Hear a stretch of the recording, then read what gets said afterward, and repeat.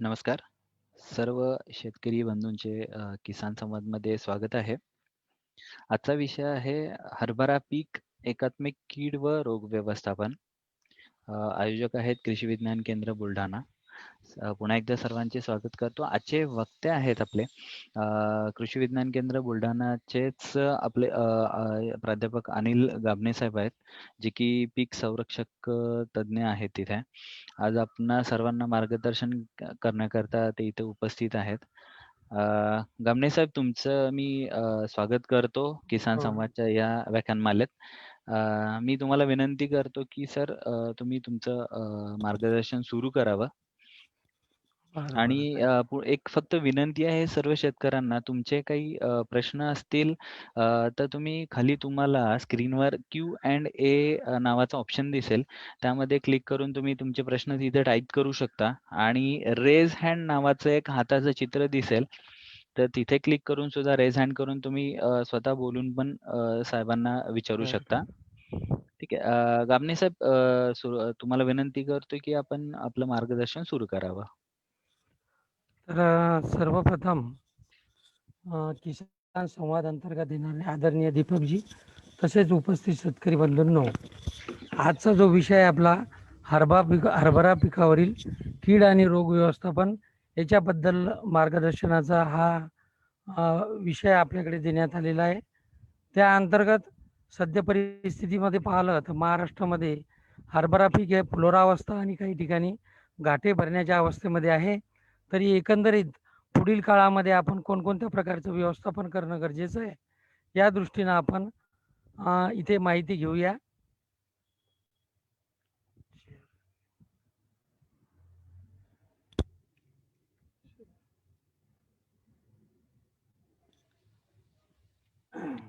गामणे साहेब, screen share झालेली आहे. फक्त बरं. तिथं सर्वात खाली तुम्हाला प्रेझेंटेशन मोडवर आणता येईल, म्हणजे मोठं करायला येईल. मोठं करायचं थोडंसं. हां, हे सर्वात खाली तुम्हाला तिथे मोठं हे थोडंसं. खाली बघा. खाली, खाली, खाली, खाली. अजून मोठं खाली. करायचं. नाही, नाही, नाही, नाही. तिथे नाही, तिथे नाही. खाली. गामणे साहेब. हां, हां साहेब, सर्वात खाली तुम्हाला ते 70% जे दिसतंय ना, साईज दिसतीये हां, बघा. स्क्रीन मोठं करायचं आहे. हां, बरोबर. तर येस, बरोबर. जमलं. छान हो सर. दिसतंय आता. हो. सुरू करू शकता सर. तर सर्वप्रथम सर्व शेतकरी बंधूंचं पुनश्च एकदा स्वागत करतो आणि आपल्या मूळ विषयाकडे येतो. तर शेतकरी बंधूंनो, हरभरा जे पीक आहे, आपल्याला रब्बी हंगामातलं एक प्रमुख पीक आहे. एक आपलं प्रमुख पीक असतानाच जवळपास सर्व भागामध्ये आपल्याला इथे कोणी चिकपी, बेंगाल ग्राम किंवा चना किंवा ग्राम अशा वेगवेगळ्या नावाने संबोधला जातो. तर याचं उगमस्थान पाहिलं आपण तर अफगाणिस्तानमध्ये आहे. त्यानंतर जर याचं आपण एकंदरीत हरभऱ्याचा विचार केला, तर हरभऱ्याचा कोणताही भाग वाया जात नाही. सर्व पीक संपूर्ण हे जमिनीला आणि मानवाला काही ना काही देते. म्हणून बऱ्याच वेळा म्हणतो आपण, की हे बेवडाचं पीक आहे.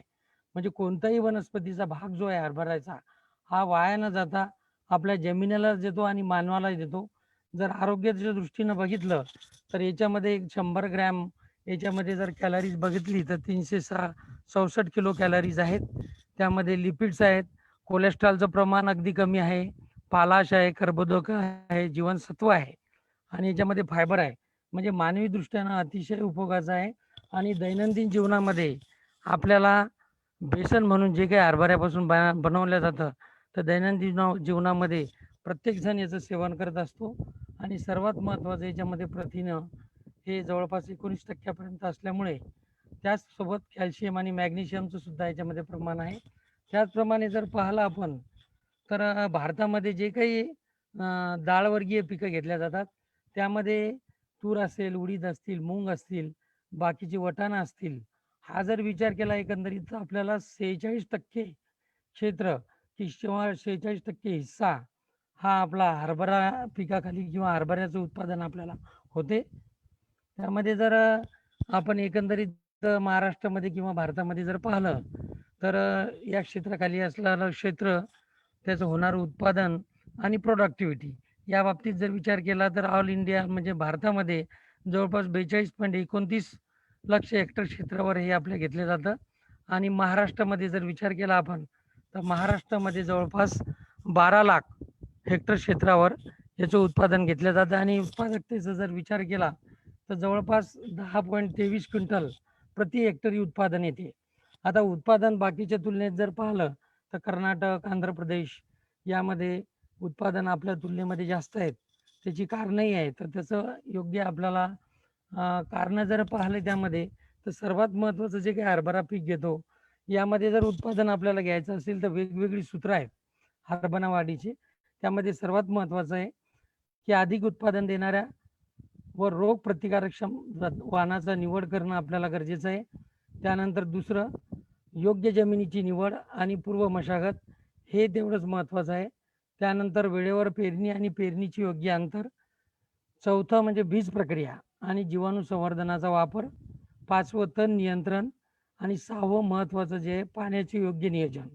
आणि आजचा जो विषय आहे आपल्याला, जे की 30 ते 40% उत्पादन जिच्यामुळं आपलं घटतं, त्यासाठी आपल्याला एकात्मिक कीड आणि रोग व्यवस्थापन आणि कीड आणि रोग व्यवस्थापनासाठी होणारा खर्च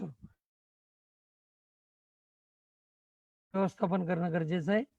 आता सर्वसाधारण जर विचार केला तर हरभरा पिकाला जी जमीन लागते ही मध्यम आणि भारी. हलक्या जमिनीत हरभरा घेऊ नये. त्यामध्ये जवळपास सामू जो आहे 5.5 ते 8.6 पर्यंत असावा. आणि आता जर विचार केला आपण बदलत्या हवामान काळाचा, तर सर्वसाधारणतः आपण लक्ष घेणं गरजेचं आहे की हरभरा पिकाला थंड आणि कोरडे हवामान, स्वच्छ सूर्यप्रकाश या गोष्टीची आवश्यकता असते. आणि 20 दिवसाचे पीक झाल्यानंतर जवळपास 10 ते 15 अंश सेंटीग्रेडेड तापमान लागतं. आणि एकदम कमाल तापमान जर पाहिलं तर 25 ते 30 अंश सेंटीग्रेडेड लागतं. परंतु बऱ्याच वेळा आता आपण पाहतो मागच्या महिन्यामध्ये आणि या महिन्यामध्ये तापमानामध्ये चढ उतार होतात आणि चढ उतार झाल्यानंतर त्याचा विपरीत परिणाम हा पिकावर होतो. म्हणजे येणारा काळ जो म्हणतो आपण की वातावरण बदलाचा काळ आहे, त्या दृष्टीनं आपल्याला जागृत राहून ते वातावरणाच्या दृष्टीनं आपल्याला त्याचं नियोजन सुद्धा करणं आहे. कारण हरभरा पिकामध्ये जेवढा फुलोरावस्थेपासून थंडीचा काळ जास्त असेल तेवढं उत्पादनामध्ये वाढ होणार आहे, वाढ होते, हे एक लक्षात घेण्याचं गरजेचं आहे. त्यामध्ये जर बियाण्याचं प्रमाण झालं तर जवळपास हरभरा पिकामध्ये ज्याप्रमाणे आपण दाण्याचा आकार असतो किंवा त्याचं वजन असतं त्याप्रमाणे आपल्याला याच्यामध्ये हेक्टरी उत्पादनं घेतो. त्यामध्ये मध्यम दाण्याचं जर पाहिलं आपण तर 65 ते 75 किलो आहे.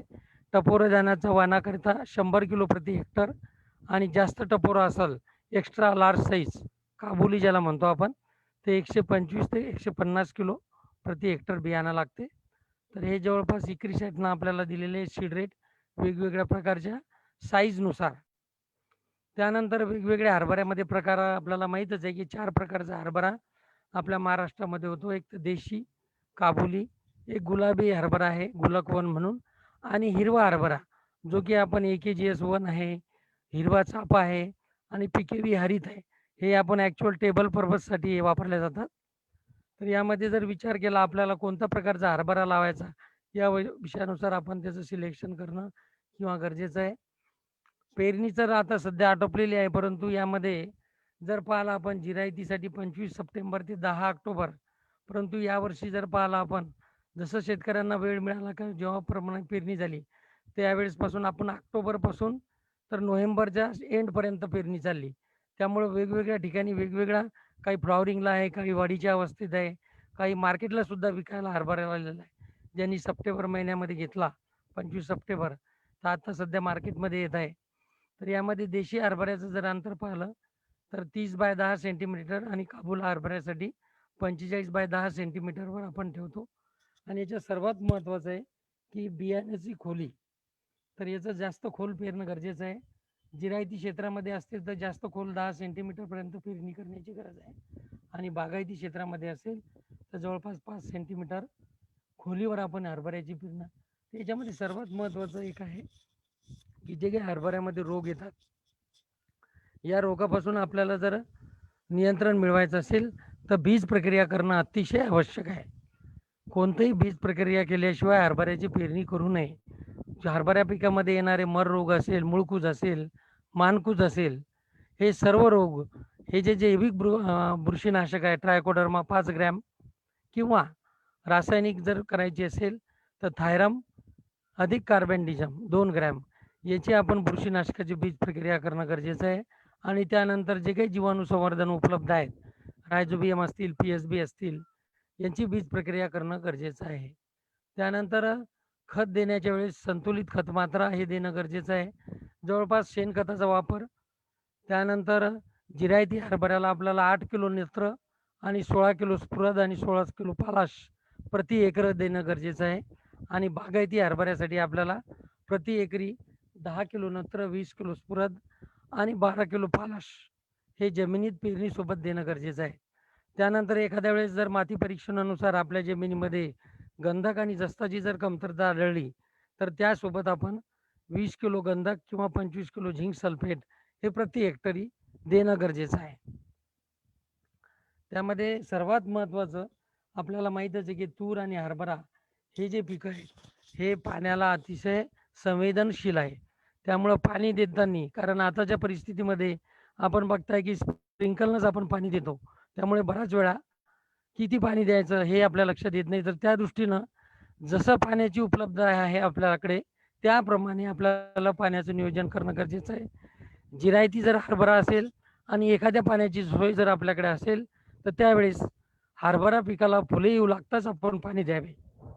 एखाद्या वेळेस आपल्याकडे पाणी जास्त आहे, बागायती क्षेत्रामध्ये हरभरा आहे, त्यामध्ये आपण जवळपास 3 पाण्याचं नियोजन करणं गरजेचं आहे. 20, 40, 60 सर्वसाधारणतः आपण म्हणतो. पहिलं जे जर मध्यम प्रकारच्या जमिनीमध्ये तर 20 ते 25 दिवसांनी पहिलं पाणी, दुसरं पाणी 45 ते 55 दिवसानं आणि तिसरं पाणी जे आहे 65 ते 70 दिवसानं देणं गरजेचं आहे. भारी जमिनीकरता शिफारस आहे की 2च पाण्याच्या पाळ्या पुरेशा आहेत. त्याकरता पहिलं पाणी जे आहे 30 ते 35 दिवसांनी आणि दुसरं जे 60 ते 65 दिवसांनी देणं गरजेचं आहे. तर हरभऱ्याचं पाणी जर जास्त दिलं तर पीक उभळण्याचं जे आहे, मर रोग जे आहे हे जास्त प्रमाणात येण्याची शक्यता असते. त्यामुळेच हरभऱ्याला पाणी व्यवस्थापन करताना व्यवस्थितपणे करणं गरजेचं आहे. त्यामध्ये तणनाशकाचा वापर किंवा मेकॅनिकल किंवा निंदण हे देणं गरजेचं आहे. तणनाशक वापरायचं असेल तर पेरणीपूर्वीच आपण स्टाम्प एक्स्ट्रा किंवा पेंडामेथिलीन 1 ते 1.5 किलो प्रति हेक्टरचा वापर करणं गरजेचं आहे. आणि त्यामध्ये आता सद्य परिस्थितीमध्ये ज्याची आपल्याला गरज आहे, कारण सद्य परिस्थितीमध्ये पीक फुलोरा वाढीच्या अवस्थेमध्ये आहे. तर त्या दृष्टीनं आपल्याला रोग व्यवस्थापन करणं गरजेचं आहे. त्या दृष्टीने आपल्याला सर्वात महत्त्वाचं गरज आहे, एकात्मक पद्धतीनं जर कीड व्यवस्थापन करायचं असेल तर आपल्याला सर्वप्रथम किडीची ओळख, किडीचा जीवनक्रम, कीड कोणत्या प्रकारे आपल्या पिकाला नुकसान करते आणि त्याची आर्थिक नुकसानीची पातळी, ह्या आवश्यक माहिती असणं गरजेचं आहे. एकात्मिक व्यवस्थापन करताना आपल्याला ज्या काही उपलब्ध परिस्थिती आहेत कीड नियंत्रणाच्या, त्यामध्ये एकत्रितरित्या कमी खर्च आणि पर्यावरणाचं संतुलन कसं राहील या दृष्टीनं उपाययोजना करणं गरजेचं आहे. त्या दृष्टीनं आपल्याला सर्वात महत्त्वाची किडीची ओळख करून घेणं गरजेचं आहे. आणि त्यानुसार नुकसानीचा प्रकार लक्षात आल्यानंतर आर्थिक नुकसानीची पातळी विद्यापीठानं ठरवून दिलेलं आहे की आपल्या शेतामध्ये नेमकं फवारणी केव्हा करायला पाहिजे. तर आपल्याला जी काही हरभरा पिकावर ज्या काही किडी येतात यांची आर्थिक नुकसानीची पातळी माहीत असणं गरजेचं आहे. किडी पिकावर कोणत्याही वेळेस येतात, पीक वाढीच्या अवस्थेत, पीक फुलोरा अवस्थेत, पीक गाठे भरण्याच्या अवस्थेत, याच अवस्थेमध्ये आपल्या पिकावर किडी म्हणजे आक्रमण करीत असतात. जर आर्थिक नुकसानीची पातळी पाहिली, फुले आणि गाठे धरण्याच्या अवस्थेमध्ये जर पाहिलं आपण तर 1 ते 2 अंडी प्रति झाड दिसली किंवा 1 ते 2 अळ्या प्रति रडिंग मीटर ओळ म्हणजे प्रति मीटर ओळ आपल्याला दिसली तर आपण समजायचं फवारणीची वेळ आलेली आहे. उंट अळ्याच्या बाबतीमध्ये तीच परिस्थिती आहे की 2 अळ्या प्रति झाड किंवा प्रति मीटर ओळ जर आपल्याला आढळली तर आपण समजायचं फवारणीची वेळ आलेली आहे. तर सर्वसाधारणतः हरभरा पिकामध्ये प्रमुख 4 किडी आपल्याला आढळून येतात. आपल्या भागामध्ये घाटे अळी जास्त प्रमाणात, घाटे अळीचं व्यवस्थापन करणं गरजेचं आहे. पण मागच्या 2 वर्षापासून आपल्याला कटवर्म, ज्याला आपण काळी म्हैस म्हणतो, जमिनीलगत रोप कुरतडणारी अळी, म्हणजे जेव्हा रोप अवस्थेत हरभरा असतो त्याच अवस्थेमध्ये बऱ्याच वेळा आपल्या इकडे काय होतं की तो हरभरा काळी म्हैस जी असते कटवळ ज्याला म्हणतो आपण, हे कट करते आणि रोपावस्थेतच आपलं पीक जाते. ती एक कीड मोठ्या प्रमाणात सध्या येऊ घातलेली आहे. त्यानंतर मावा आहे, त्यानंतर लष्करी अळी आणि हुमणी. काही भागामध्ये हुमणी किडीचं आपल्याला नियंत्रण दिसते. त्यानंतर शेअर होत नाहीये. Hello sir. चालू आहे सर. पुढे चालू आहे का? फक्त हा चालू आहे ना. शेअर शेअर स्क्रीन नाही होते स्क्रीन. नाही नाही शेअर स्क्रीन आहे. तो शेअर नाही होत आहे सर. एक सेकंड. शेअर स्क्रीन चालूच आहे सर.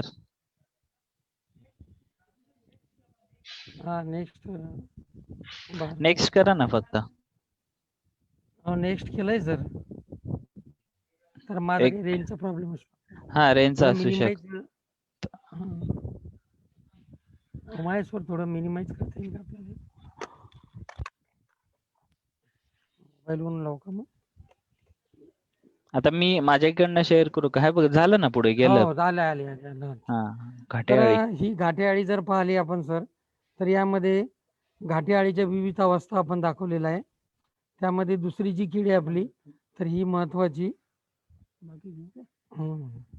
आपलं शेअर नाही होत काय? होते सर शेअर. एक मिनिट सर. तर यामध्ये जर पाहिली सर्वात महत्वाची कीड जी आहे आपली घाटेअळी, तर घाटेअळीच्या नुकसानीचा प्रकार जो आहे तो हे घाट्यामध्ये जाऊन आपलं नुकसान करते. जवळपास एक जी अळी आहे घाटेअळी, तर जवळपास आपलं 30 ते 40 किलो हरभऱ्याचं नुकसान ती पूर्ण जीवनक्रमात करू शकते. हिची खाण्याची सवय म्हणजे ही घाट्याच्या बाहेरून राहून आतला आपला घाटा खाते. त्यानंतर विविध छटा जे दिसतात आपल्याला वेगवेगळ्या प्रकारच्या, तर वेगवेगळ्या प्रकारच्या अळ्या आपल्याला दिसतात. त्यानंतर घाटेअळीचं जर जीवनक्रम पाहिला आपण, तर यामध्ये पतंगावस्था, नर मादीचं मिलन झाल्यानंतर अंडे दिले जातात. अंडे जवळपास 150 ते 200 अंडे, काही ठिकाणी 300 अंडे मादी देते आणि वेगवेगळ्या ठिकाणी अंड देते.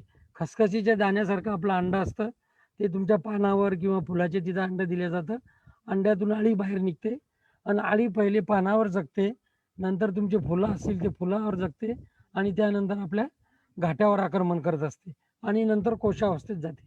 जवळपास 45 ते 50 दिवसामध्ये हिचा जीवनक्रम पूर्ण होत असतो. तर ही अतिशय नुकसान करणारी आपल्याला घातक कीड आहे. त्यानंतर दुसरी जी आहे त्याला म्हणतो आपण कटवर्म, जमिनीलगत रोपं कुरतडणारी अळी. तर हिचं जे आहे लहान अवस्थेत रोपावस्थेत आपल्याला ही जास्त प्रकारचं नुकसान करते. त्यानंतर मावा ही कीड काही तुरळक ठिकाणी आपल्याला आढळते. त्यानंतर महत्त्वाचं आहे की लष्करी अळी. बऱ्याच वेळा सोयाबीनच्या शेतामध्ये हरभरा घेतला जातो, तर मागच्या वेळेस जे काही त्याचे कोश असतात लष्करी अळीचे, विशेषतः स्पोडोप्टेरा, याचे कोश असल्यामुळं काय होतं की ते हरभरा पिकावर परत त्याचं आक्रमण होण्याची शक्यता किंवा जास्त प्रमाणात आक्रमण होतं. तर त्या दृष्टीनं आपल्याला जागृत राहणं गरजेचं आहे. त्यानंतर सर्वात महत्त्वाची ही जर पाहिली आपण, तर हे लष्करी अळीचा अळी अवस्था आहे. आणि सर्वात महत्त्वाचं आता आहे की हुमणी कीड, ज्याला आपण तर ही जी कीड आहे ही जमिनीत वास्तविक करणारी कीड आहे. तर हिचा प्रसार, तर हा सर्वसाधारणतः शेणखत, अर्धवट कुजलेलं शेणखत जर आपण याच्यामध्ये टाकलं जमिनीमध्ये, तर याच्यापासून या किडीचा प्रसार होतो. तर त्या दृष्टीने आपल्याला शेणखत टाकताना, शेणखताचं व्यवस्थापन करताना अर्धवट कुजलेलं शेणखत आणि ज्यामध्ये जर हुमणी किडीचा तुम्हाला अळ्या दिसल्या, तर असे शेणखत आपल्या शेतामध्ये टाकू नये. तर ही जर नुकसान करते आपली, तर ही ॲक्च्युअल मूळ खाणारी कीड आहे. जेव्हा आपल्या शेतामध्ये जाते तर याची एकच अवस्था जमिनीच्या वर येते आणि 3 अवस्था या जमिनीमध्ये असतात. तर सर्वसाधारणतः ही कीड आपल्या शेतामध्ये असेल तर आपलं जवळपास 30 ते 80% नुकसान होऊ शकतं आणि सर्वसाधारणतः सर्वच पिकावर ही कीड येते. एकदा जमिनीमध्ये असणारी ही कीड तुमच्या खरीप हंगामामध्ये ज्वारी असेल, मका असेल, भुईमुग, कपाशी, रब्बी हंगामामधील गहू, हरभरा, कांदा, भाजीपाला आणि विशेष करून फळपीक, म्हणजे ही एक बहुभक्षीय कीड आहे, ज्याला आपण पॉलिफॅगस म्हणतो. तर या किडीचं नियंत्रण करणं थोडं अवघड आहे. त्या दृष्टीनं आपल्याला जे काही शेणखत व्यवस्थापन करतो तेव्हा अर्धवट कुजलेलं शेणखत हे शेतात केव्हाही टाकू नये. याचा जो प्रसार शेतामध्ये होतो, हा या शेणखतातूनच होतो. त्यामुळे ते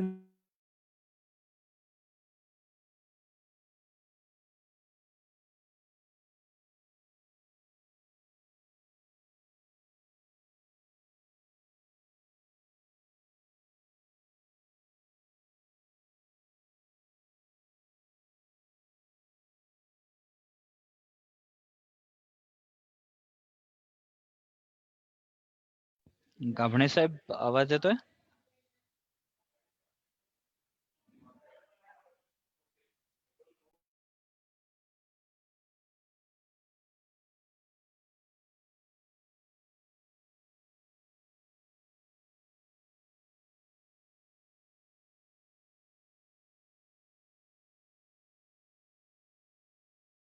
हॅलो? हॅलो?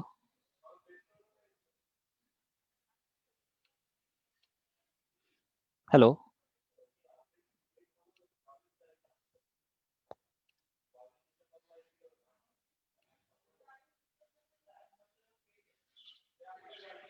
गामणे साहेबांचं डिस्कनेक्ट झाले आय थिंक. एक थोड्याच वेळात, एक 2च मिनिटात जॉईन होत आहेत गाबणे साहेब. कृपया सर्वांनी थांबावे. चेक करून घेऊ.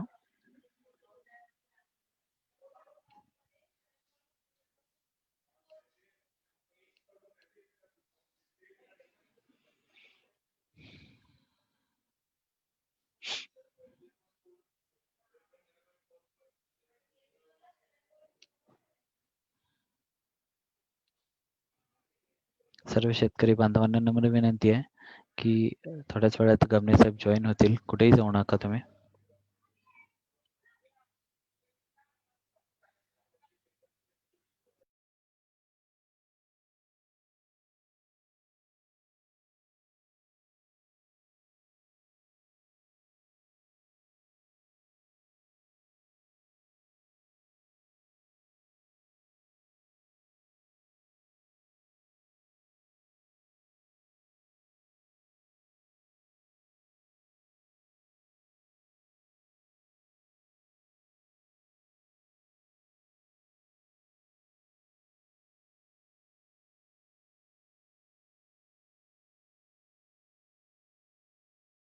खूपच महत्त्वाचा विषय आहे हरभरा पीक कीड आणि रोग व्यवस्थापन.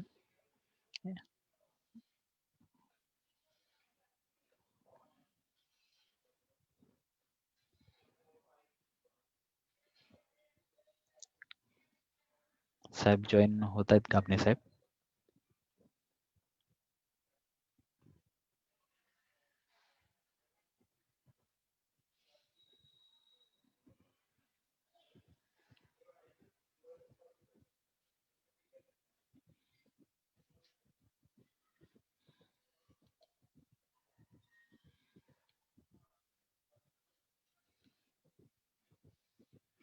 साहेब जॉईन होत आहेत तोपर्यंत मी गाबणे साहेबांचा मोबाईल नंबर सर्वांसोबत शेअर करतो. गाबणे साहेबांचा मोबाईल नंबर आहे प्राध्यापक अनिल गाभणे. मोबाईल नंबर आहे 9527568788 आणि त्यांचा ईमेल आय डी आहे atgabhane@gmail.com. सर्वांनी नोट डाऊन करून घेतला तरी चालेल. तुम्हाला काही शंका वगैरे असतील तर डायरेक्ट तुम्ही गाबणे साहेबांना फोन करू शकता आणि तुमच्या शंकांचं निरसन करू शकता. आपण त्यांची वाट बघतोय, ते रिजॉईन होतात. नेटवर्क कनेक्टिव्हिटीमुळे त्यांचा डिस्कनेक्ट झालेला आहे.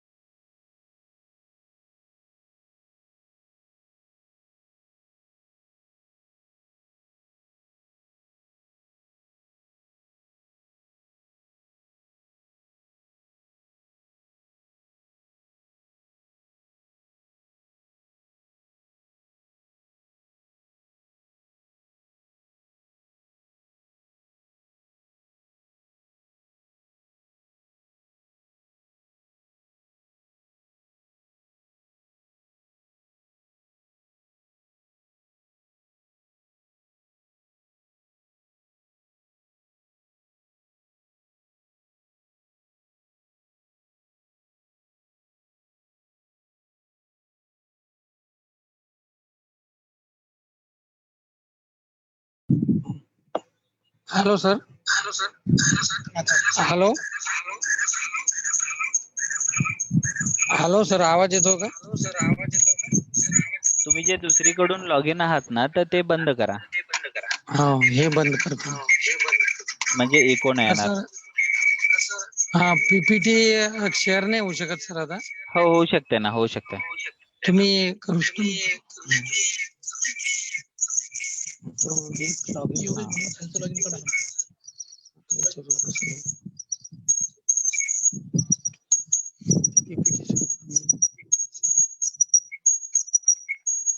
हा.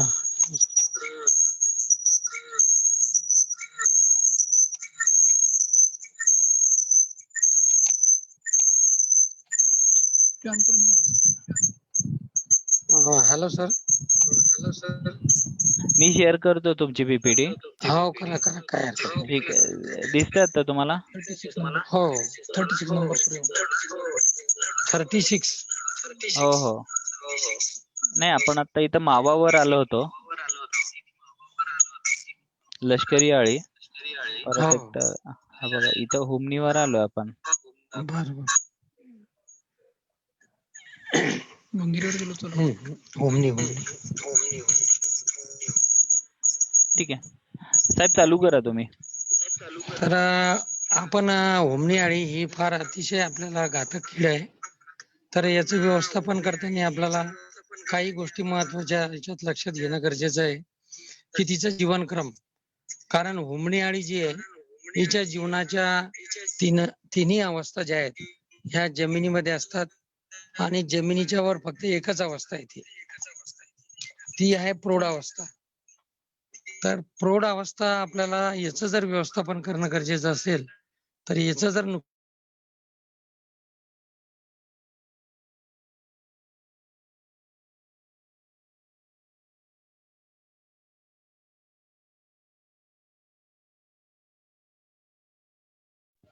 गाबणे साहेबांचे तर नेटवर्क कनेक्टिव्हिटीचा खूपच प्रॉब्लेम दिसतोय. मुख्यतः जो प्रसार आहे हा प्रसार अर्धवट कुजलेलं जे शेणखत आहे याच्या माध्यमातून आपल्या शेतामध्ये होतो. त्यासाठी आपल्याला विचार करताना हिचा जीवनक्रम जर पाहिला तर 1 वर्षामध्ये हिचा एक जीवनक्रम पूर्ण होतो या पिढीचा. Next slide sir. येस. हो, हो. घेतली. आवाज येतोय ना सर? हो, येतोय. बोला सर. हा. आता ऍक्च्युली ते थोडासा फॉन्टचा इश्यू आहे. तुम्ही एक्सप्लेन करा काय आहे आता चित्रामध्ये. तुम्ही एक स्लाइड जाऊ द्या पुढे, काही अडचण हो, नाही. घेतली आहे. पुढच्या स्लाइडवर आलोय मी. हा, तर शेअर नाही दिसत आहे म्हणून. बरं. तर हां. यामध्ये अंडी अवस्था जी आहे तर हं. साबुदाण्याच्या दाण्यासारखी ही अंडी असतात आणि जमिनीमध्ये जवळपास एक मादी नर मादीचं मिलन झाल्यानंतर जेव्हा पहिला पाऊस पडतो मे किंवा जून मध्ये, तेव्हा हे जमिनीमधले भुंगेरे बाहेर येतात आणि त्यांचं संध्याकाळी 7-7:30च्या दरम्यान मिलन होतं. सर्वसाधारणतः आपल्या बांधावर जी काही बोरीची झाडं असतील, लिंबाची झाडं असतील, या लिंबाच्या झाडावर संध्याकाळच्या वेळेस नर मादीचं मिलन होतं आणि त्यावेळेस मिलन झाल्यानंतर ही मादी परत जमिनीमध्ये जाऊन अंडे देते. एक मादी जवळपास 80 ते 100 अंडे देते आणि ती खोलवर दिल्या जातात. आणि जेव्हा पाऊस पडतो आणि जेव्हा आपण पेरणी करतो त्यावेळेस मग ही अंड्यातून अळी बाहेर निघते आणि अळी अवस्था जी आहे ही जवळपास 8 महिन्याची असते. म्हणजे जसं जसं पीक वाढते तसं त्या अंड्यातून अळ्या बाहेर निघतात आणि सर्व आपल्या त्या पिकाच्या मुळावर जगतात आणि आपलं अतिशय नुकसान होतं आणि त्यामुळे कंट्रोल करायला किंवा त्याचं नियंत्रण करायला अतिशय अवघड कीड आहे. म्हणून या दृष्टीने जर जीवनक्रमाचा जर अभ्यास केला तर आपल्या सर्व गोष्टी लक्षात येईल. ही कोशावस्था आहे. तर धान्याच्या दाण्यासारखे कोश हे आपल्याला जमिनीमध्ये दिसतात. याचे प्रौढ भुंगेरे आहेत. त्यानंतर याचं जर नियंत्रण करायचं असेल तर 2 पद्धतीनं आपण नियंत्रण करू शकतो. एक तर तुमचं भुंगेऱ्याचा अवस्था असताना नियंत्रण करणं गरजेचं आहे आणि दुसरं अळी अवस्था असताना नियंत्रण करणं गरजेचं आहे. म्हणजे जेव्हा आपल्याला वाटलं की गावालगतची जी शेत आहे याच्यामध्ये जास्त प्रमाणात याचा प्रादुर्भाव असतो तर त्या दृष्टीने आपल्याला याचं व्यवस्थापन करताना एप्रिल ते मे महिन्यामध्ये शेतामध्ये जेव्हा पाऊस पडतो ते पाऊस पडल्यानंतर आपल्याला संध्याकाळच्या वेळेस 7 ते 7:30च्या दरम्यान जर आपण शेतामध्ये गेलो तर जे काही झाडं असतात, छोटे असतील, मोठे असतील, तर बांबूच्या काठीच्या साहाय्यानं हे किडे काडीच्या साहाय्यानं जमा करून त्याला मारून टाकणं किंवा गोळा करणं गरजेचं आहे. एक दुसरं म्हणजे एखाद्या वेळेस जर लाईट असेल तर लाईट ट्रॅप लावला आणि एक पाण्याचं भांडं जर तिच्या खाली ठेवलं, तर त्यामध्ये बऱ्याच प्रकारे भोंगेरे आकर्षित होऊन त्याचा आपण चांगल्या पद्धतीने नियंत्रण करू शकतो. किंवा धुऱ्यावर आपल्या जे झाडं असतात, जेव्हा आपला पहिला पाऊस पडतो, त्यावेळेस जे लहान झुडपं असतात, त्या झुडपावर आपण क्लोरोपायरीफॉस किंवा क्विनॉल-फॉस 20 मिली 10 लिटर पाण्यामध्ये घेऊन त्याची जर फवारणी केली आपल्या झाडावर किंवा बांधावर, तर हे जमिनीतले किडे बाहेर येतात पानं खाण्यासाठी आणि तिथंच नियंत्रण आपल्याला होते. कारण सर्वात महत्वाचं आहे, इथं जर नियंत्रण झालं, तर आपलं योग्य पद्धतीने नियंत्रण होतंय. अन्यथा नंतर अळी अवस्थेमध्ये जर कीड गेली, तर नियंत्रण करायला आपल्याला अवघड होतं. तर त्या दृष्टीनं या भुंगेराचा बंदोबस्त करणं गरजेचं आहे.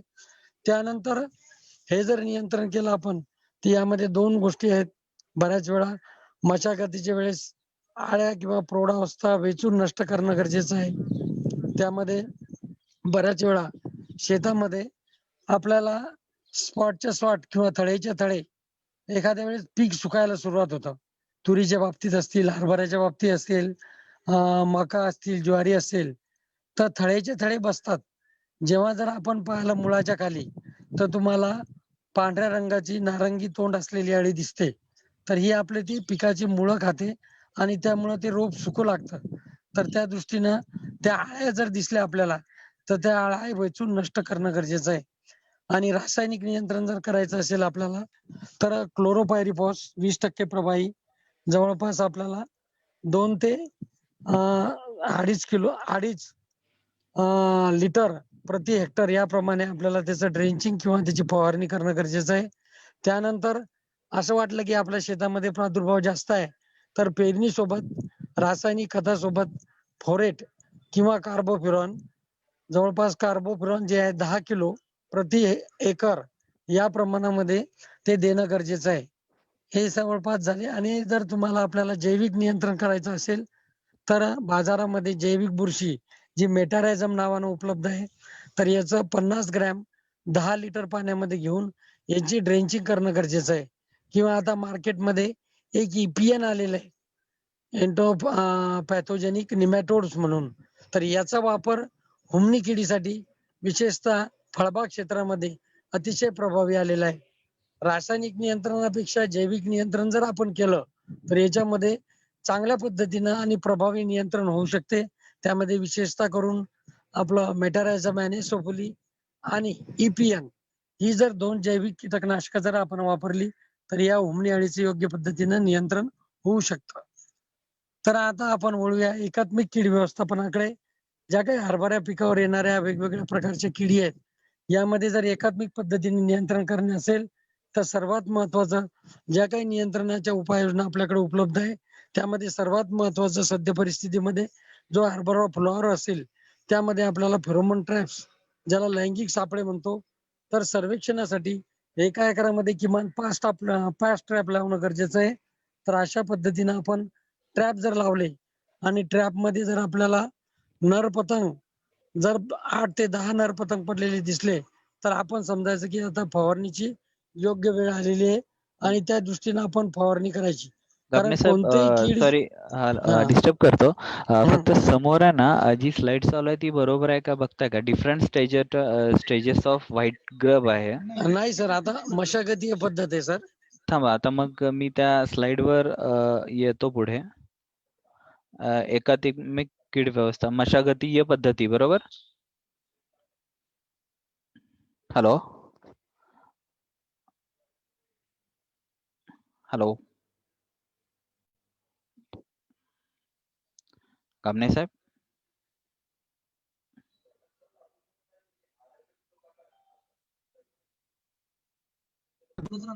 हां, हॅलो. हां, आवाज येतोय का? मशागतीय पद्धतीवर आलेलो आहे मी. मला फक्त बरं. तुम्ही पुढच्या स्लाईडवर जाताना सांगा. ह्याच्या पुढची आहे यांत्रिक पद्धती. आता मशागतीय हो, आहे. हो. ओके. सांगा सर.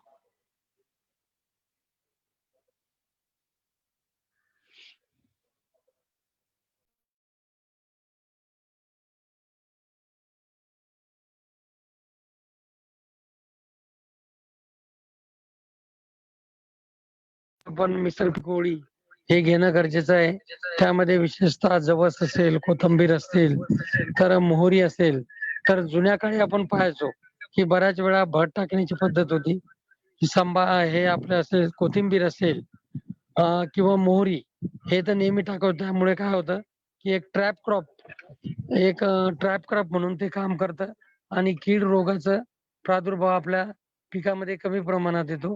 त्यानंतर बऱ्याच वेळेस हरभरा पीक पेरताना जवळपास 100 ग्रॅम ज्वारीचे दाणे जर एका एकरामध्ये आपण याच्यामध्ये मिसळून टाकले पेरणी करताना, तर बऱ्याच वेळा आपण शेतामध्ये अँटेने तयार करतो पक्षीस्थानी, ज्यावर पक्षी येऊन बसतात आणि आपल्या अळ्याचं नियंत्रण मोठ्या प्रमाणात होते.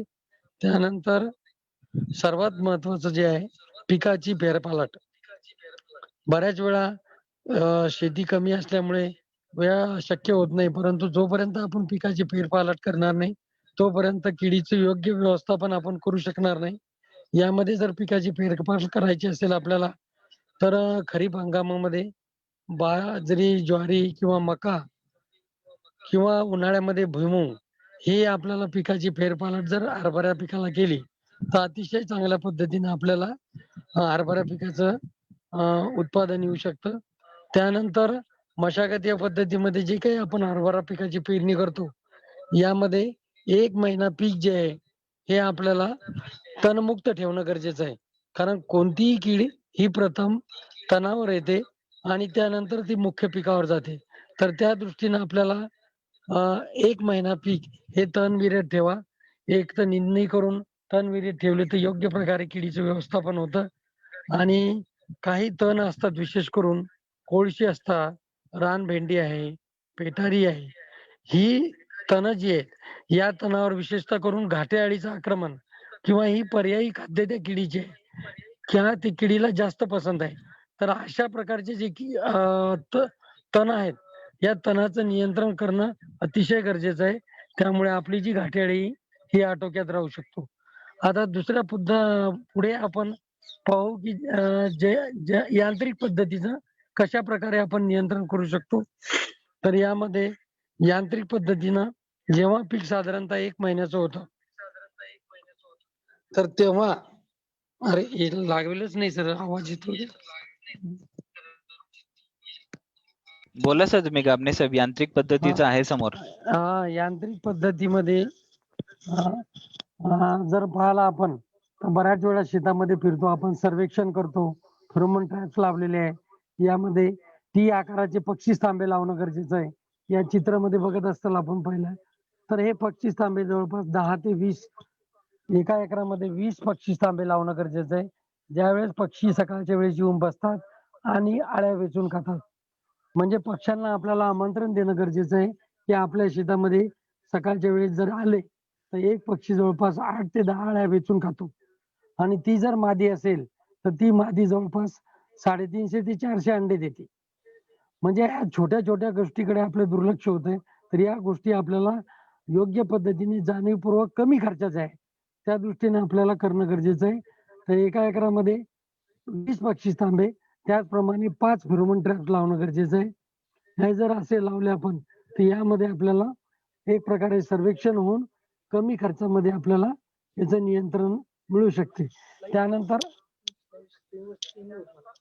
याची हॅलो सर, जैविक दीपक सर. पद्धती. हो, जैविक जैविक पण पद्धती.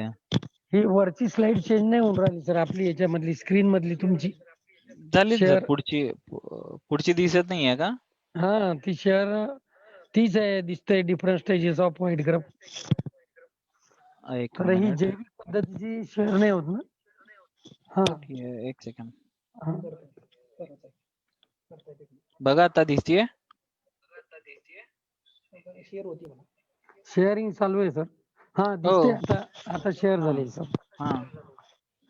तर यामध्ये जैविक पद्धतीनं, कारण दिवसेंदिवस रासायनिक कीटकनाशकाचा वापर करून पर्यावरणाचाही ऱ्हास होतोय आणि कीड नियंत्रणासाठी खर्च वाढतो आणि एकंदरीत उत्पादन वाटसोड. तर त्या दृष्टीनं पर्यावरणाचं संरक्षण करणे आणि हरभरा जे पीक आहे, हे मुख्यतः याचा जो वापर आहे, हा सर्व आपल्याला मानवी आरोग्याच्या खाण्यासाठीच होतो. तर त्या दृष्टीनं आपल्याला याचं जैविक पद्धतीने नियंत्रण करणे अतिशय महत्त्वाचे आहे. कारण जवळपास 90% जे हरभऱ्याचं उत्पादन होतं, हा केवळ आपल्या मानवी आरोग्य किंवा खाणे किंवा त्याच्यापासून वेगवेगळ्या प्रक्रिया करून वेगवेगळे पदार्थ बेसनापासून आपल्याला माहीतच आहे. लाडू असतील, चकली असतील, वेगवेगळ्या प्रकारचे शेव असतील, सगळ्याच पद्धतीनं आपण मानवी आरोग्यासाठी करतो. तर या दृष्टीनं आपल्याला जैविक नियंत्रणाची कास धरणं अतिशय गरजेचं आहे. तर यामध्ये सध्याच्या अवस्थेमध्ये जी काही फुलोऱ्याची अवस्था आहे आपली, तर या अवस्थेमध्ये आपल्याला निंबोळी अर्काची फवारणी करणं गरजेचं आहे. विद्यापीठाचं शिफारस केलेली आहे, की 5% लिंबोळी अर्काचा फवारा करा. लिंबोळी अर्क फवारल्यामुळे बऱ्याच वेळा ते पीक आपलं कडवट होते आणि जे काही पतंग असतील, नर, मादी पतंग विशेषतः आपल्या पिकाकडे येत नाही, आकर्षित होत नाही आणि आपल्या मुख्य पिकावर अंडी देत नाही. त्यामुळे आपल्या मुख्य पिकांचं जे आहे, ते रक्षण होतं. त्यामुळे निंबोळी अर्काचा वापर करणं अतिशय गरजेचं आणि हितावह आहे. त्या दृष्टीने जर निंबोळी अर्क तयार नसतील करता येईल, तर मार्केटमध्ये ॲजाडिरेक्टिन नावाचा 300 पीपीएम 50 ml 10 लिटर पाण्यामध्ये घेऊन त्याची जर फवारणी आपण केली, तर योग्य पद्धतीने आपल्याला त्याचं नियंत्रण चांगल्या पद्धतीनं होतं. त्यानंतर जैविक नियंत्रणामध्ये तुम्हाला घाटे अळीचा विषाणू, जी काही हेलिकोवर्प आहे, आपण म्हणतो अमेरिकन हिरवी अळी, तर याची विद्यापीठामध्ये किंवा बऱ्याच ठिकाणी प्रयोगशाळेमध्ये आपल्याला एच-एन-पी-व्ही ज्याला आपण घाटे अळीचा विषाणू म्हणतो, तो 500 एली प्रति हेक्टर म्हणजे एका एकरमध्ये जवळपास 200 एली विषाणूचा जर आपण फवारणी केली, तर आपल्याला चांगल्या पद्धतीनं नियंत्रण मिळते. परंतु ही फवारणी करताना आपली जी अळी आहे, ती प्रथम किंवा द्वितीय अवस्थेमध्ये आपल्या शेतामध्ये असणं गरजेचं आहे. यावेळेस जर फवारला आपण, तर आपल्या शेतामध्ये एक प्रकारचा एच-एन-पी-व्ही किंवा घाटे अळी विषाणूची लस तयार होऊन ते आपल्याला स्वयं निर्माण होतं आणि परत कोणतंही कीटकनाशक फवारण्याची आपल्याला गरज पडत नाही.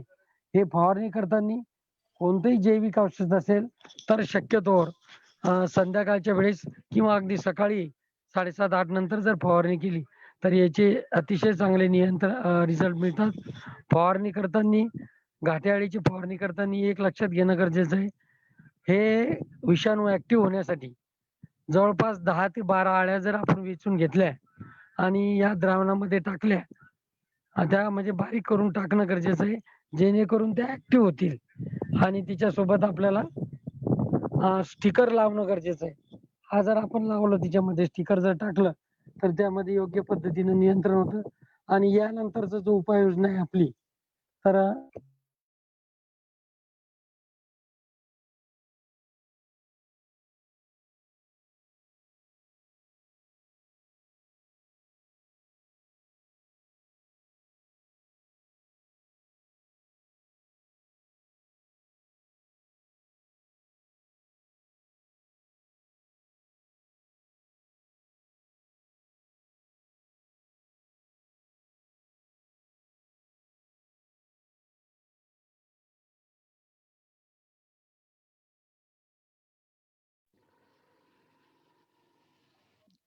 गाबणे साहेब आवाज येत नाहीये.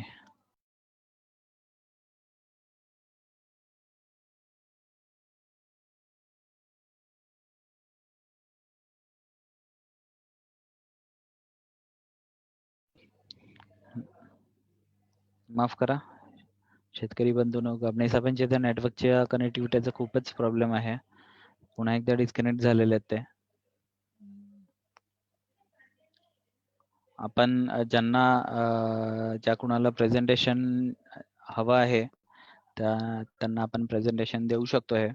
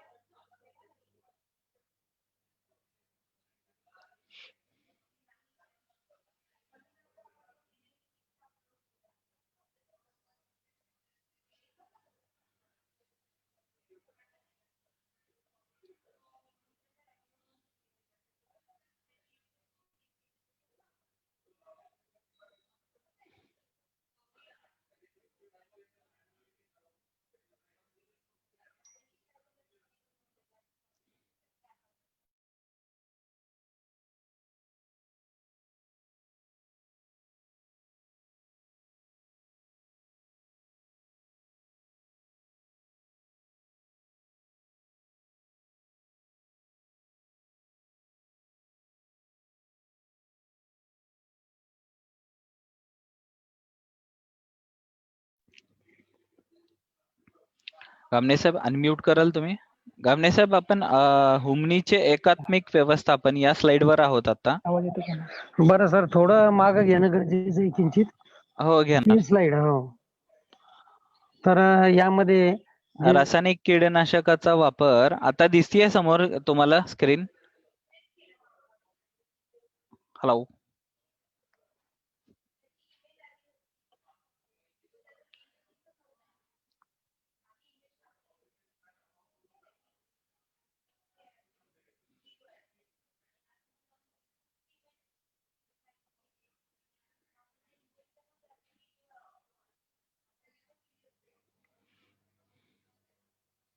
हॅलो.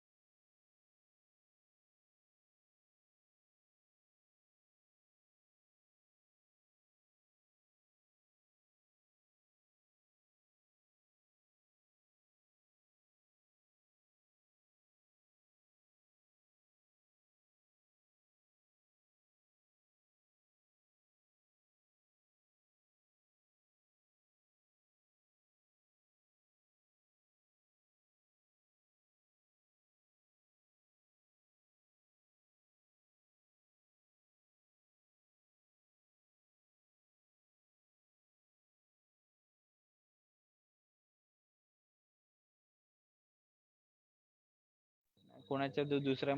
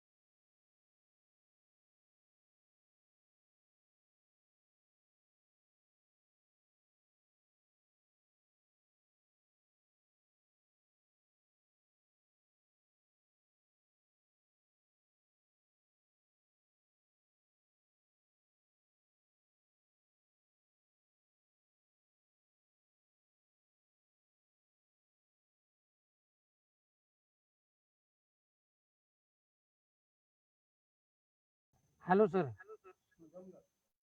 हॅलो. हा सर, आपले आवाज रासायनिक येतोय गावणे साहेब? तुम्हाला स्लाइड. स्लाइड दिसते हुमणीचं एकात्मिक व्यवस्थापन. हो सर, तिच्यावरची आपल्याला रासायनिक कीटकनाशकाची व्यवस्थापन हे घेणं आता गरजेचं आहे. दिसतीये, आता दिसतीये. रासायनिक कीटकनाशकाचा वापर ही स्लाइड आहे समोर, दिसतीये तुम्हाला? हा, बॅग घ्यावं लागेल सर, बॅग घ्या. एक मिनिट, मी पुन्हा एकदा शेअर करतो. आता बघा, दिसतीये का? हो, आता दिसते सर. हो, ठीक तर आहे. शेतकरी बंधूंनो, इंटरनेटचे प्रॉब्लेम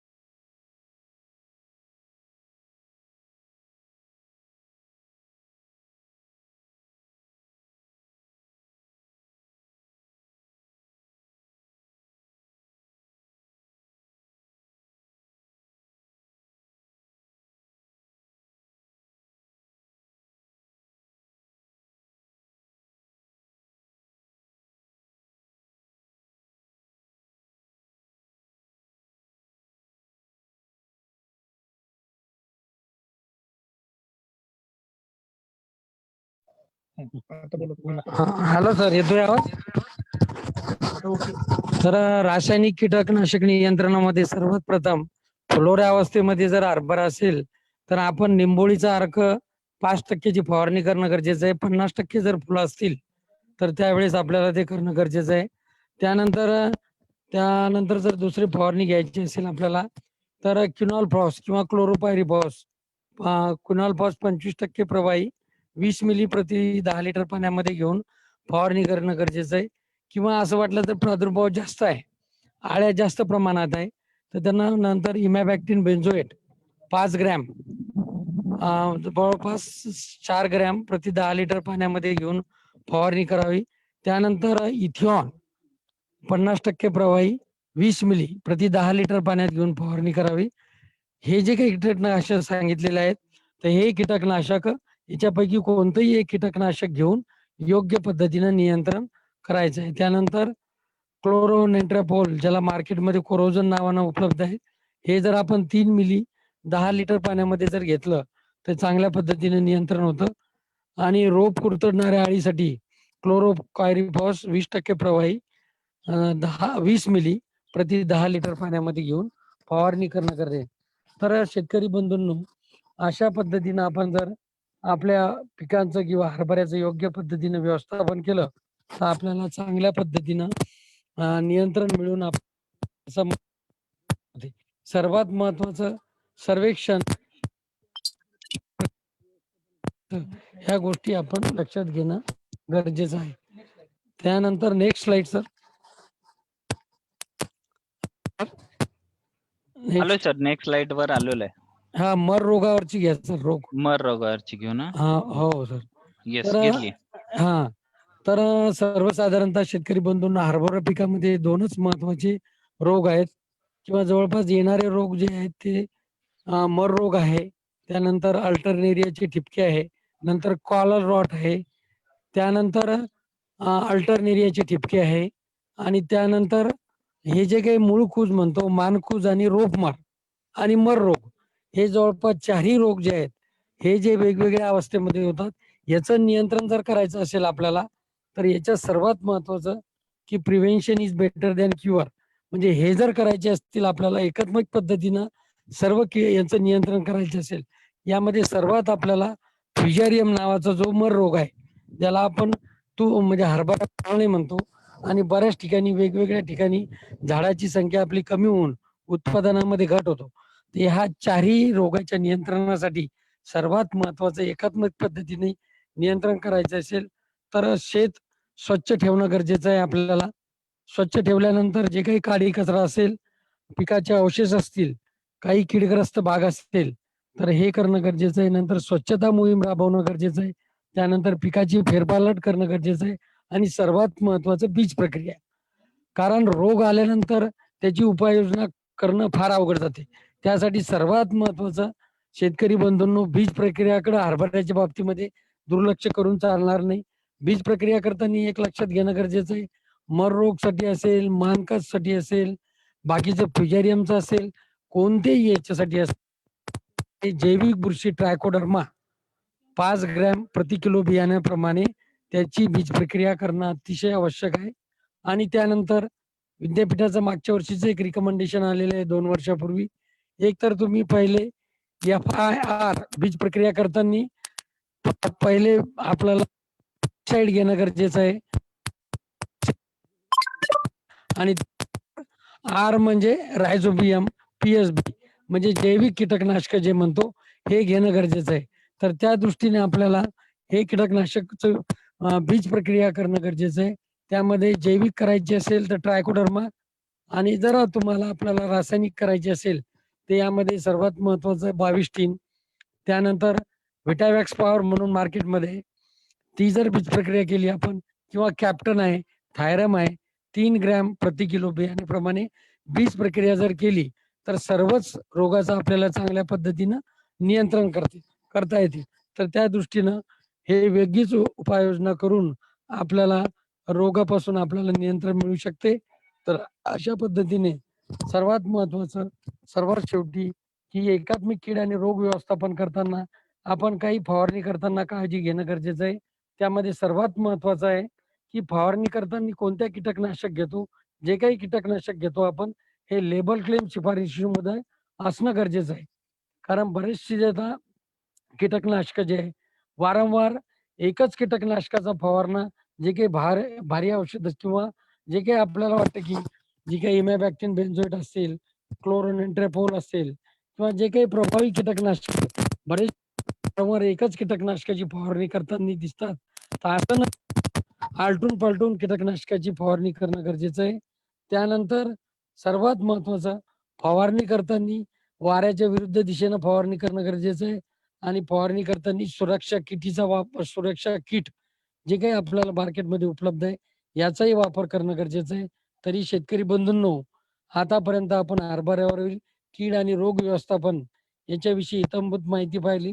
किसानच्या माध्यमातून आपण यांच्याशी कृषी विज्ञान केंद्राअंतर्गत आम्हाला तुमच्याशी संवाद साधण्याचा जो काही किसाननी आम्हाला संधी दिली, उपलब्ध करून दिली, त्याबद्दल या प्रसंगी त्यांचे मी आभार व्यक्त करतो.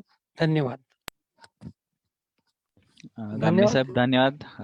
चांगलंच प्रेझेंटेशन होतं तुमचं. फक्त नेटवर्कची कनेक्टिव्हिटीमुळे थोडासा आपल्याला प्रॉब्लेम झाला हां. मध्ये.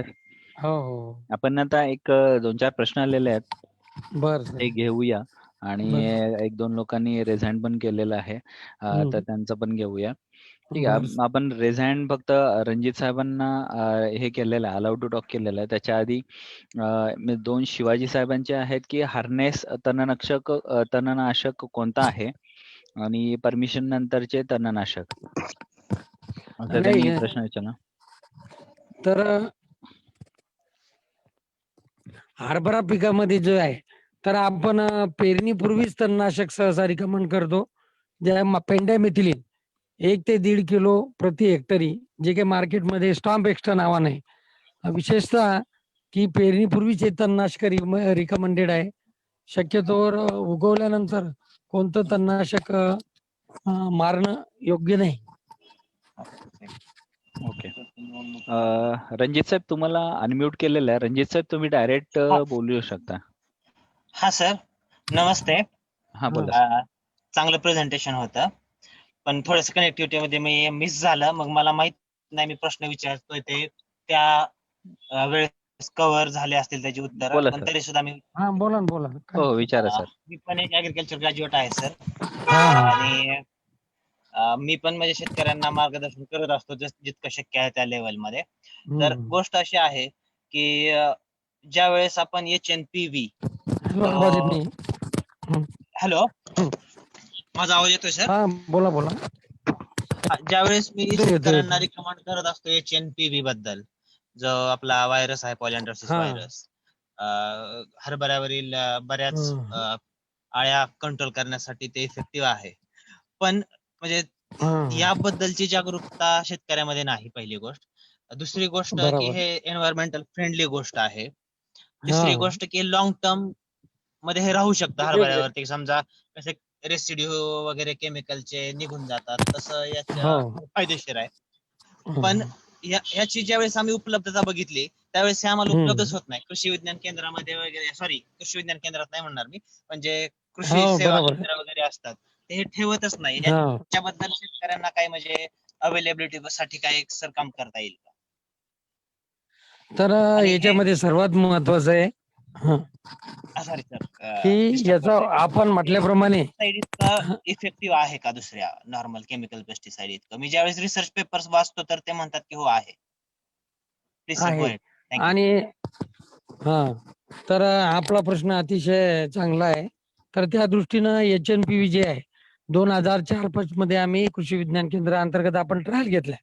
परंतु सत्य परिस्थिती अशी आहे की मार्केटमध्ये ती उपलब्ध नाही. विद्यापीठाकडे फारसं नाही, कारण ते तयार करण्याला खूप अडचण आहे. आता तुम्ही ऍग्रिकल्चर ग्रॅज्युएट असल्यामुळे तुम्हाला माहिती आहे.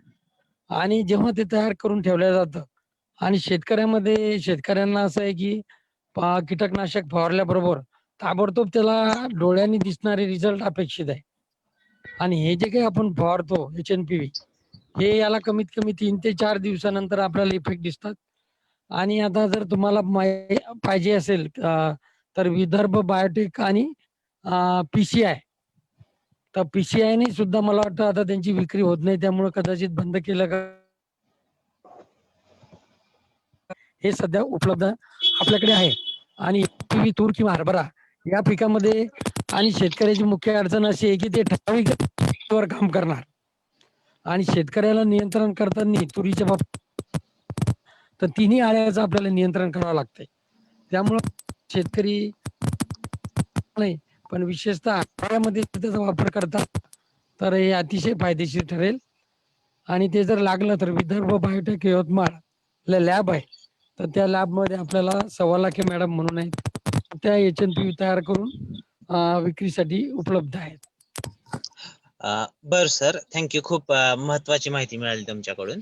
तिथला सर नंबर मिळू शकेल का विदर्भ बायोटेक मधले कॉन्टॅक्ट? हो भेटेल, मी तुम्हाला सध्या तर आता माझ्याकडे आहे का तुमच्याकडे? त्यांच्याकडे नाही उपलब्ध. बरं बरं, उपलब्ध नाही का? नाही, NIPHM कडे भेटू. हॅलो हा सर. रणजित, मला वाटतं आताही आम्ही म्हणजे विचारलं पण सध्या त्यांच्याकडे उपलब्ध नाही. तर एक तर PCI कडे उपलब्ध असेल तर बघावं लागेल आपल्याला, pest control of India. Okay sir, okay sir. Sir Dhananjay म्हणून आहेत. धनंजय साहेब तुम्हाला सुद्धा अनम्यूट केलेलं आहे, तर तुम्ही तुमचा प्रश्न विचारू शकता. धनंजय साहेब. नमस्कार सर. नमस्कार. सर, माझा हरभरा आता 2 महिने झालाय, फुलाच्या अवस्थेत आहे. स्प्रिंकलर दिलं तर चालेल का? हो, फुलाच्या अवस्थेत आहे का? तर फुलावर तर पाणी द्यायचं आपलं रिकमेंडेशन नाहीये. फुलाची असेल ना आपण? फुलं असं एक अर्ध फुल लागलेलं आहे आता सर. किती लागलं? म्हणजे ठराविक फुलं आलेले, असे सगळे फुलं नाही आले, अजून सुरुवात झाली. हा सुरुवात झाली तर एक मग हलकं पाणी दिलं तर काही हरकत नाही. एक 5 ते 10% जर फुलावर असेल तर पाणी द्यायला काही हरकत नाही. परंतु मी जर 50 ते 60% वर असेल हा तर मग पाणी देणं टाळावं. थोडे कमी असले तर दिलं चालेल सर. हा हो चालेल चालेल काहीच अडचण नाही. हम्म. सर माहिती खूप छान दिली सर. धन्यवाद बरं का. हो धन्यवाद. थँक्यू. येस हो. गाबणे साहेब धन्यवाद. खूप छानच माहिती दिलेली आहे तुम्ही आणि हम्म. आपण आता तुमचा इथे नंबर पण शेअर करतोय पुन्हा एकदा 9527568788 हा गाबणे साहेबांचा नंबर आहे. ज्यांना कुणाला अजून ही काही शंका असतील तर त्यांनी डायरेक्ट सरांना फोन करावे. त्यांचा मेल आय डी सुद्धा आहे atgabhane@gmail.com. तर तुम्ही मेलद्वारे पण संपर्क करू शकता. गामणे साहेब पुन्हा एकदा तुमचे धन्यवाद. इथे तुम्ही छान मार्गदर्शन केलं शेतकऱ्यांना आणि आपण नक्कीच पुन्हा भेटूया अशाच वेगवेगळे विषय घेऊन. हो धन्यवाद. धन्यवाद सर. किसानचे मी आभार व्यक्त करतो. येस, माझ्या धन्यवाद. व्यक्तीच्या आणि कृषी विज्ञान केंद्रातर्फे येस, आपले आभार व्यक्त करतो. येस सर, धन्यवाद. धन्यवाद. येस. हम्म. हम्म.